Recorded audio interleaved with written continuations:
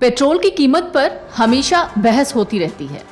सरकार की तरफ से कहा जाता है कि पेट्रोल और डीजल की कीमतें किसी खास वजह से बढ़ाई गई, तो वहीं अगर विपक्ष की माने तो विपक्ष लगातार पेट्रोल और डीजल की कीमतों पर सरकार पर निशाना साधती रहती है। लेकिन इस दौरान प्रधानमंत्री मोदी का एक बयान बहुत ज्यादा चर्चा में है, जिसमें उन्होंने पेट्रोल और डीजल को लेकर बड़ी बात कही है। तो क्या कह सकते हैं कि आने वाले दिनों में पेट्रोल और डीजल के दाम घटने वाले हैं? तो चलिए आपको पूरी खबर बताते हैं। पेट्रोल की कीमत देश में पिछले एक साल से भी ज्यादा समय से एक ही स्तर पर है। आखिरी बार सरकार ने 22 मई 2023 को पेट्रोल डीजल के रेट में एक्साइज ड्यूटी में कटौती करके राहत दी। कुछ राज्यों में पेट्रोल के रेट 100 रुपए से नीचे और कुछ में तो 100 रुपए के ऊपर चल रहे हैं। प्रधानमंत्री मोदी ने मंगलवार को अपने भोपाल दौरे के दौरान पेट्रोल की कीमत पर खुलकर बोला, जिसके बाद पेट्रोल की कीमत में कमी आने के आसार जताए जा रहे हैं। उन्होंने पेट्रोल के रेट पर राजनीति करने को लेकर विपक्षी दलों पर जमकर हमला बोला। पीएम मोदी ने कहा, केंद्र सरकार ने 2 साल में 2 बार एक्साइज ड्यूटी में कटौती की है। इसका मकसद लोगों की जेब पर बोझ नहीं डालना है। उन्होंने कहा, मैं देश की जनता को बताना चाहता हूं कि कैसे विपक्षी दल गरीबों की जेब पर डाका डाल रहे हैं।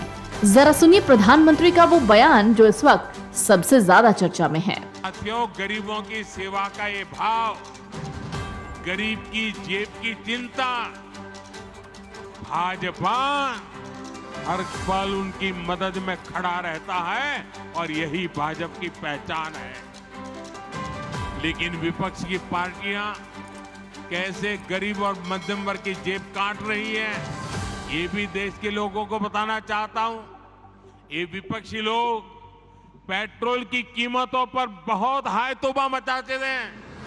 देश के लोगों को राहत देने के लिए केंद्र सरकार ने 2 साल में 2 बार एक्साइज ड्यूटी कम की है।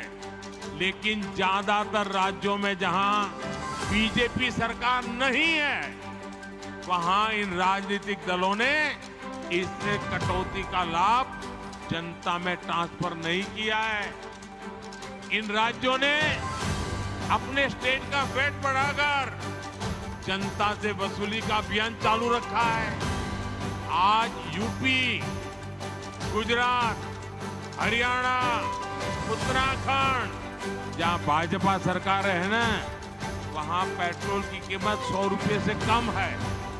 लेकिन बिहार में पेट्रोल 107 रुपया, राजस्थान में 108, तेलंगाना में 109, केरला में 110।